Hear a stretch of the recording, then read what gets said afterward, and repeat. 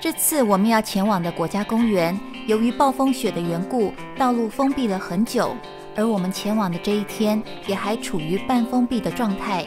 但为了一睹传说中的将军神木风采，还是在大半夜开了10多小时的车，来到国王峡谷国家公园。这也是我们的国家公园之行第16站。入口处有一个开这么高的红杉树，也是很高，因为它的叉实在是已经开到变中空了。我走近给你看，看它的洞已经中空了，所以如果中间裂开的话，这棵树可能就要倒了。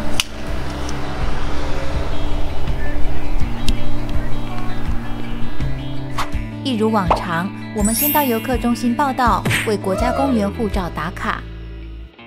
其实这里在1890年时原本被称为格兰特将军国家公园，1940年才改名为国王峡谷国家公园。而这里最大的亮点便是那一棵格兰特将军树。这个在停车场旁边这一棵就已经非常壮观了。我们现在是在 Kings Canyon 国王峡谷的杉木区。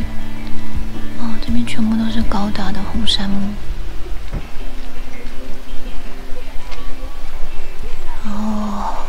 空气非常新鲜，视野非常宽阔。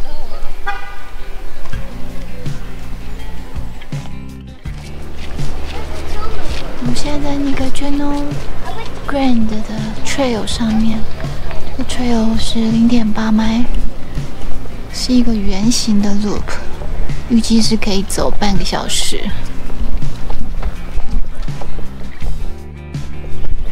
这边有一个倒下来的巨大树干，它是可以走进去的。我们也走进去参观一下。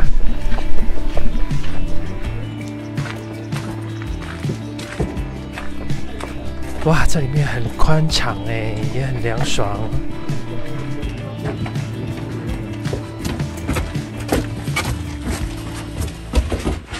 哇，原来树干里面是长这个样子啊！它的纹理非常的清楚，哇，都已经过了这么久了，它的结构还是很扎实。这个倒下的巨山，没有人知道是何时或是为什么会倒下。在1868年时，这里曾经是一间小型的酒吧。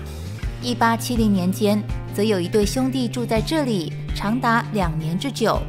直到1876年成为国家公园之后，美国骑兵便将这里当成马厩来使用。由于红杉树生长快速，存活率也高，任凭大风大雨如何吹蚀，也撼动不了它巨大的身躯。一株成熟的美国巨杉树可以长高到100多公尺，寿命更是特别长。有些红杉树已经矗立在地球上长达3000年之久，使得美国红杉树更被公认为是世界上最巨大且最有价值的树种之一。这个就是 General Grant 格兰特将军树，它的名字是用南北战争2大将军的名字来命名的。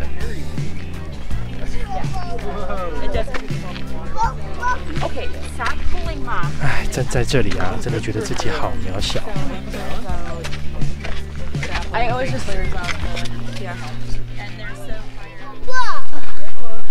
它的背面也是有被烧过的痕迹，然后它现在的树龄是1700年，然后是世界第3大的红杉树。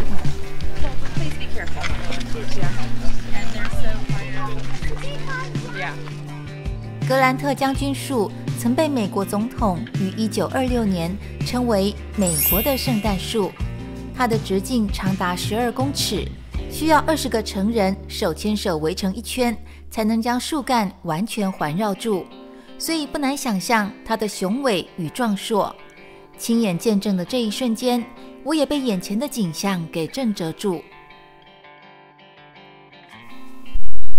这个倒下来的树被切割以后，所出现的底基。这边还有很多。加州今年经历了一场大暴雨，还有大暴雪，所以整个里面都还是很杂乱的一个状态，包括被大雨冲刷下来的这些残枝断干，都还散落在各处。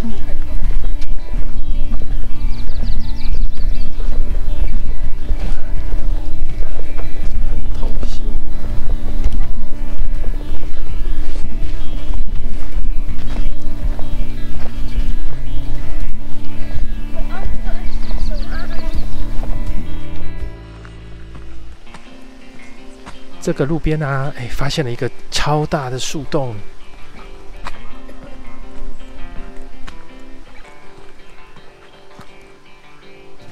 里面也是有被烧过的痕迹耶。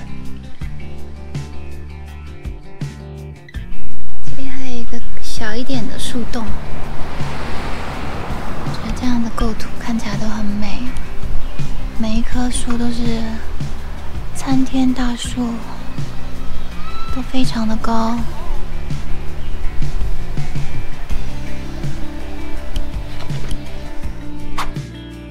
来到国王峡谷国家公园，除了观看巨大的红杉树林，更是不能错过由冰川所形成的大峡谷。这里就是国王峡谷的全貌了，前面还有积雪没有化的雪山，然后底下有一个Kings River 流过，然后把这一座山脉切割出来，所以这边才叫做 Kings Canyon 国王峡谷，就是以这个河为命名的。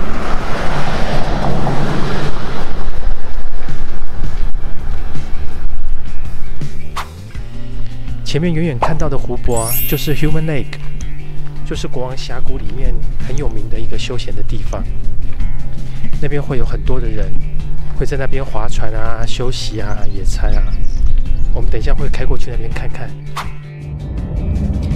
Human Lake 到了，哇，这边真的很漂亮，湖光山色。这边有一个 trail 可以走，然后在这边可以露营，也有人在划单桨独木舟。难怪有人说这边就叫小瑞士。真的有一点欧洲的氛围感。这一天，国王峡谷国家公园有一半的区域还处于封闭状态，所以没能看到著名的瀑布，还是有点遗憾。这一片曾经遭受到森林大火的祝融，所以又叫做遗失的森林。